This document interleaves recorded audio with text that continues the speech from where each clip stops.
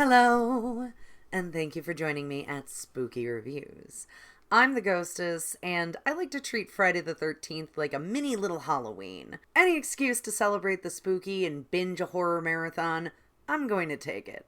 And today I've decided to take a little trip down to Long Island and explore the Amityville Horror. For those of you not in the know, there is actually a 112 Ocean Avenue, Amityville, Long Island, New York, that was purchased by the DeFeo family in 1965. 9 years later, their eldest son, Ronnie Jr., committed familicide, murdering both of his parents and all four of his siblings with a .35 caliber rifle. DeFeo was actually the person to first report the murders, and initially sought police protection, as he appeared to be the sole survivor of a murder spree. Although he initially blamed it on a mob hit, the inconsistencies in his story quickly led to him becoming the prime suspect, and it didn't take long for him to confess soon after. During the trial, they tried about every excuse in the book. Drug use, insanity plea, fugue state. But nobody was really buying it, and he was found guilty of 6 counts of second-degree murder, and eventually died in prison. But what turns this true crime story into a ghost story is the Lutz family, who moved in about 13 months later at a bargain price. After finding out its history, the family began to experience a lot of ooky spooky happenings in the house, famously claiming to hear a voice telling them to get out. And a lot of their recollection of events has been called into question numerous times by numerous people, but the concept was creepy enough that the ghost story quickly became a bestseller and was soon after adapted into a movie. While a lot of movies, particularly straight-to-streaming made in the last 10 years, have attached the Amityville name to their film for unearned association, you might be surprised which ones actually turn out to be official franchise canon. So, in honor of this Friday the 13th, I have decided to recap the entire Amityville Horror official canon franchise in 13 minutes. Let the countdown begin now. The Amityville Horror, 1979. Newlyweds Lois Lane and Mr. Barbara Streisand purchase a new home at 112 Ocean Avenue, big enough for Kidder's kiddos from a previous marriage, Wingus, Dingus, and the little girl. They buy it such a steal because the previous family were shot to death by their son, seen briefly in the beginning and in flashbacks throughout their tour. Soon after moving in, a priest friend of the family comes by for a blessing, but the house scares him off with lies, a bad cough, and a not-so-subtle get out. Cold drafts follow everyone around the house, and black ooze starts bubbling up from the toilet. The spookiness is primarily sold through a creepy kid sing-song score and cool set design, but that doesn't exactly take you through the 2 hours without making you check your watch. James Brolin becomes obsessed with the house's temperature, so when he's not burning logs, he's chopping them menacingly in the yard. Little girl gets a new imaginary friend named Jody, who rocks chairs, locks Brace's babysitter in the closet, and fucks with windows, injuring Wingus. Meanwhile, the house continuously screws with the family priest by blocking his calls and then possessing his car into crashing when he tries to return. Even the mayor from Jaws tries to rationalize away all of his concerns.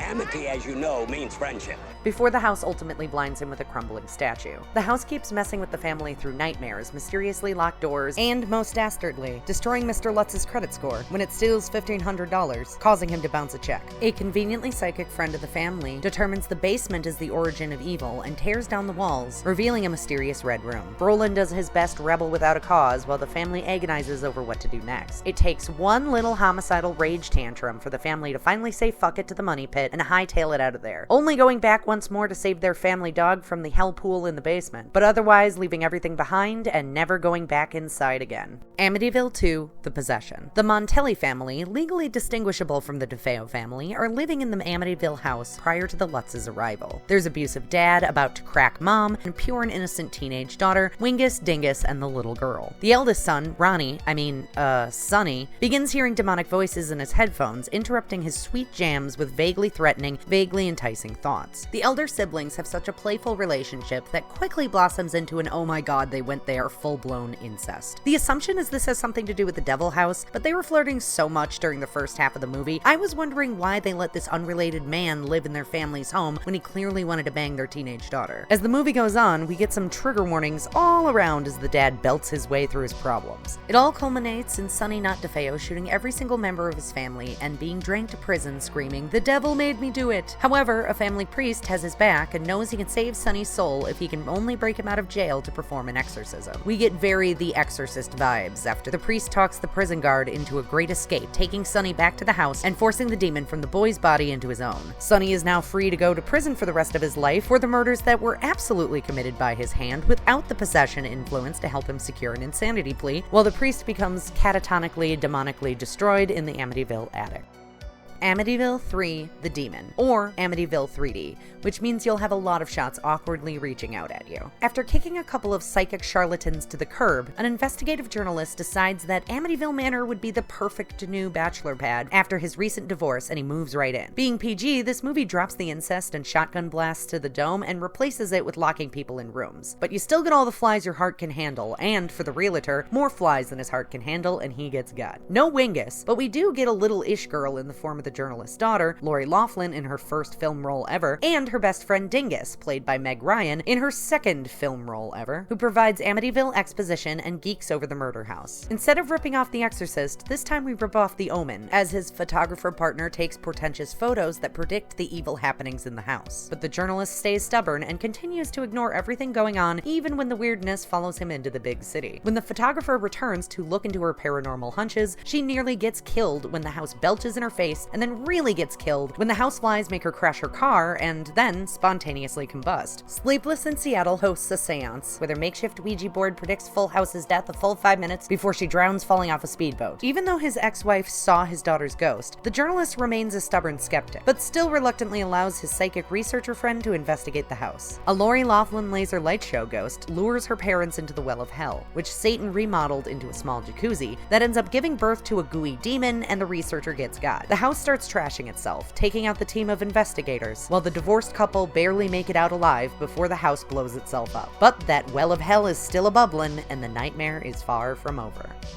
Amityville 4 The Evil Escapes. A group of priests barge into the not-exploded Amityville Manor armed with crucifixes and work as a team to drive the evil out of the house. But evil needs someplace to go, so it dives into a never-before-seen 4-foot-tall wrought iron street lamp before shocking a priest into unconsciousness. The lamp gets bought at a yard sale by an eccentric shopper, throwing down 100 bones just to prank her sister with a large, dangerously sharp, impractical accent piece. Before shipping it off to California, the woman cuts her finger on it, resulting in an infection that eventually kills her. The lamp arrives at a house of a hypercritical biddy who already has enough unnecessary baggage at her door. Her daughter has just arrived, recently widowed, along with her 3 kids, Wingus, Dingus, and the little girl. At first, the house cat hates the lamp, but it eventually gains his favor by somehow tricking the biddy's bird into the toaster oven. Little girl becomes enchanted by the lamp, believing it to be her dead father, while accidents keep happening around the house. A plumber gets smothered in black goo to death, the maid gets strangled by the lamp's cord after she moves it into the attic, a cute boy flirting with Wingus loses his hand in a garbage disposal, and Dingus ends up destroying the basement, although I'm not sure you can really blame that on the lamp. Meanwhile, a priest races across the country in order to reach the family in time. The little girl defends the lamp with her life, stabbing the priest in the shoulder for his troubles. He drives back the evil forces with a crucifix, but eventually finds the most effective method is to just chuck the ugly piece of shit onto the rocks below. The lamp almost takes the priest out with him, but he's saved at the last minute by a well-timed knife chop. The little girl goes back to the normal, psychologically traumatized child she once was, and the house cat swears his revenge on behalf of his brother in arms.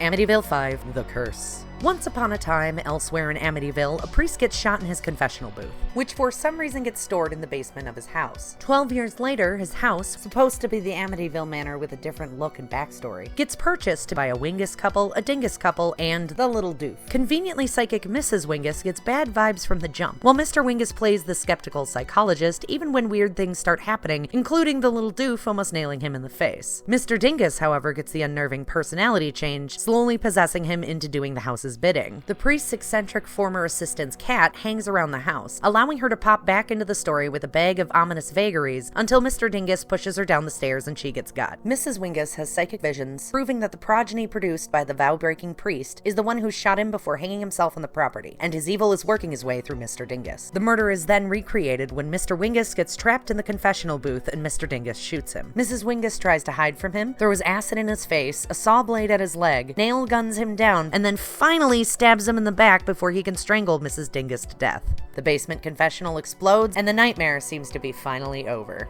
In Amityville 1992, It's About Time. Get it? An architect gets a clock with Amityville origins for the center of his mantelpiece. And because it's a clock and for no other clear reason, the living room becomes a portal to the distant and not so distant past. After being attacked by the unrelenting Peaches the German Shepherd, whose head is mysteriously later found in his owner's pool drain, the man's ex-girlfriend becomes a live-in helper for Wingus, Dingus, and the architect, while her smarmy psychiatrist boyfriend starts hanging around to give the film its signature skeptic and a bigger body count. Meanwhile, the architect goes full Close Encounters over the Amityville mansion, with a little Jack Torrance mixed in there just for good measure. The conveniently psychic friend of Dingus gives a little Amityville exposition before getting got by a stork mascot on top of a diaper delivery truck. Sleeping near the clock gives the innocent Wingus a demonic sexual awakening, inspiring her to play a striptease game with her boyfriend while lying in the center of a model train set, resulting in him being absorbed into the floor. And here's some more incest just for funsies. After all our side characters get got, ex-girlfriend and Dingus must battle their Amity-mad family. Ex-GF kills Architect and discovers the clock has infected the whole house with its ambiguous space-time continuum warp. Dingus gets babyfied and released by the house, while GF gets elderlied. And then, for seemingly no other reason than the movie needed an ending, we get transported back to the beginning of the film so GF can destroy the clock before it destroys them, escaping her horrible fate and the semi-emotionally abusive relationship with the architect.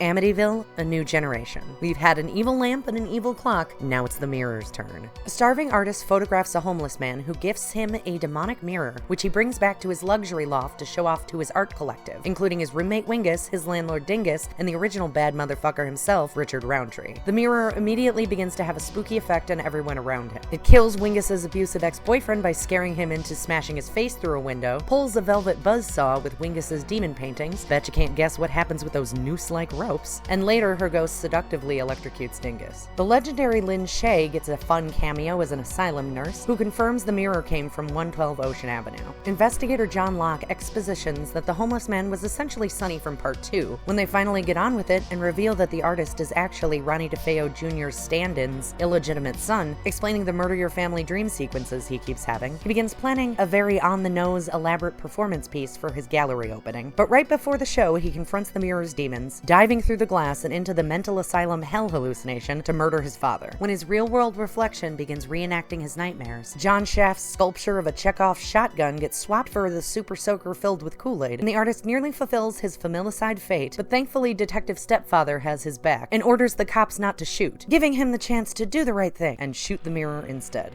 Amityville Dollhouse. A mom and her wimpy son, Wingus, and an architect dad and his son, Dingus, and his daughter, little girl, merge into a modern 90s sitcom kind of family and move into a new house that the dad built using the original fireplace from a burned-down 112 Ocean Avenue. The mixed family has reservations about each other, with Dingus bullying Wingus, who misses his dead dad, and little girl about to celebrate a birthday. Then the weirdness begins, when parents discover a dollhouse that looks eerily familiar and gifts it to her during the birthday party, which somehow causes Dingus's rubber spider piñata prank to transform into a tarantula that drops onto Wingus's face. After Wingus's pet mouse enters the dollhouse and creates an ROUS under her bed, it becomes clear that whatever happens in the dollhouse affects the family's home, and the little girl starts taking diligent notes in order to understand it better. This evil magic seemingly extends to bringing Wingus's dad back as a manipulative ghoul and makes the mom horny for Dingus, but at least it's only kind of incest this time. The architect's witchy sister smuggles out one of the miniature house's voodoo dolls, so her conveniently psychic biker sidekick to do some magic ritual investigation that proves the voodoo dolls have little stop-motion skeletons, and he heads off to help the family battle its demons. But biker psychic and architect fight Wingus's dad in a punch-for-punch grudge match until the boy burns his dad's voodoo burlap sack effigy. Both architect and biker psychic rescue the little girl out of a dimensional portal in the fireplace that leads into the dollhouse, where the voodoo dolls have turned into hellraisers. Biker psychic needlessly sacrifices himself while dad and daughter escape to burn down the dollhouse in the hellfire place, causing everything else to explode.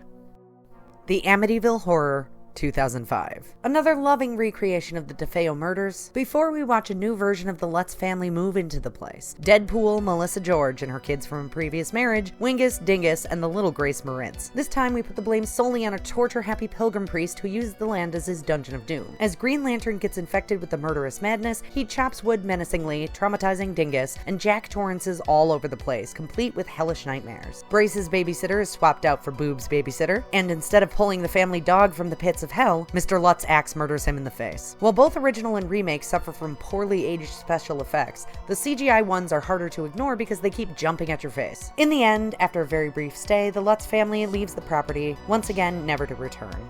And that's not the only Amityville canon with a remake. Here is the Amityville Curse 2023. Once again, a group of friends go in together to renovate and flip the Amityville house with just about as much success as you can expect, with to-be original special effects, but surprisingly good dialogue. While the characters have the same names, the cast is younger and prettier than their 1990s counterparts, and the roles are a little switched around. The house's primary MO in this movie is to make its characters kill themselves, so here's a handful of trigger warnings for that. It's a little better than I would have expected, but also absolutely unnecessary, and not exactly recommendable.